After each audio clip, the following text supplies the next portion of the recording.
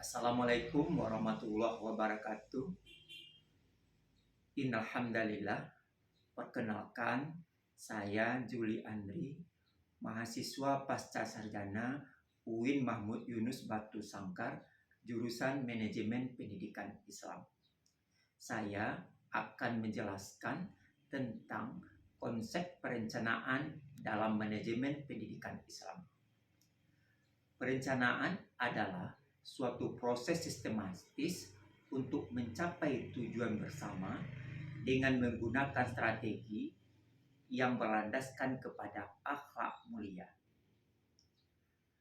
Perencanaan pendidikan ini untuk mencakup berbagai ilmu, spiritualitas, moral yang berlandaskan kepada nilai-nilai yang terdapat dalam Al-Quran dan Hadis. Pendekatan perencanaan pendidikan ini berkesinambungan antara spiritualitas, rasional, dan normatif. Perencanaan pendidikan bersifat dinamis, adaptif, sesuai dengan kebutuhan zaman saat ini. Prinsip-prinsip perencanaan pendidikan Islam. Yang pertama, efisiensi dan efektivitas, di mana sumber daya pendidikan harus menghindari pemborosan. Yang kedua, berlandaskan kepada nilai-nilai Islam, bahwa setiap perencanaan harus berlandaskan kepada Al-Quran dan Hadis sehingga perencanaan tersebut bernilai ibadah. Yang ketiga adalah integritas dimensi holistik, di mana perencanaan tersebut harus mengandung aspek intelektual, spiritual, sosial, serta material guna menghasilkan sistem pendidikan yang seimbang.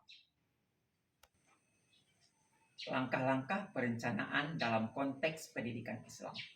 Yang pertama, analisis kebutuhan strategis, di mana berdasarkan visi, misi, dan peluang, maka kita harus menganalisis kebutuhan tersebut. Yang kedua, menyusun program yang strategis. Berdasarkan visi dan misi, kita merancang program pendidikan yang berdasarkan kepada nilai-nilai Islam. Yang ketiga, implementasi dan pengawasan, bahwa rencana yang kita susun akan kita implementasikan dan dilakukan pengawasan secara berkala untuk optimalisasi hasil yang diinginkan. Tantangan dalam implementasi perencanaan pendidikan Islam. Yang pertama adalah kesiapan sumber daya manusia. Kendala profesionalisme tenaga pendidik ini disebabkan karena kurangnya pelatihan dan adaptasi terhadap perubahan. Yang kedua, teknologi dan globalisasi. Integrasi teknologi modern dan tantangan bersaing secara global tetap dapat mempertahankan identitas keislaman. Yang ketiga, dukungan stakeholder. Lemahnya koordinasi antara sekolah, masyarakat, dan pemangku kepentingan memastikan bahwa tujuan pendidikan Islam harus dapat tercapai. Konsep perencanaan pendidikan Islam. Yang pertama, penetapan tujuan pendidikan, bahwa menentukan arah pendidikan yang mencakup aspek ilmiah, moral, sosial, dan spiritual sesuai ajaran Islam. Yang ketiga, integrasi nilai-nilai Islam, bahwa proses perencanaan harus berlandaskan kepada Al-Quran dan Hadis sehingga terwujud keseimbangan duniawi dan ukhrawi. Yang ketiga, dimensi pendidikan yang holistik yang menggabungkan aspek intelektual, spiritual, moral, sehingga rencana pendidikan dapat berjalan secara menyeluruh berdasarkan Al-Quran dan Hadis. Prinsip-prinsip perencanaan Islam dalam manajemen pendidikan.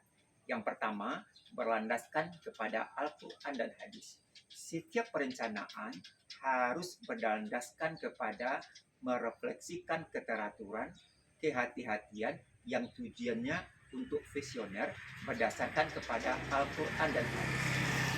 Kedua, keseimbangan duniawi dan ukhrawi. semua perencanaan harus melibatkan kebutuhan dunia dan kebutuhan akhirat tanpa melupakan nilai-nilai keagamaan.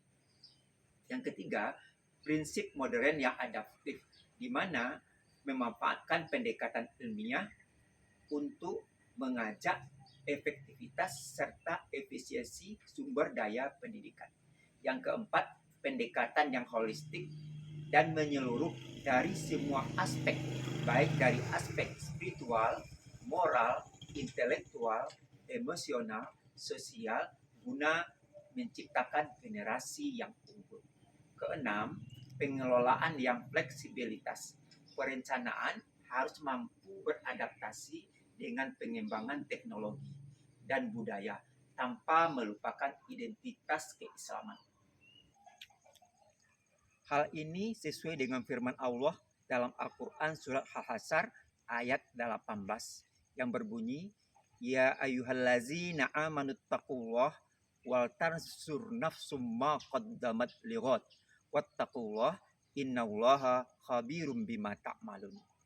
Wahai orang-orang yang beriman, bertakwalah kepada Allah dan hendaklah setiap diri memperhatikan apa yang telah diperbuatnya untuk hari esok.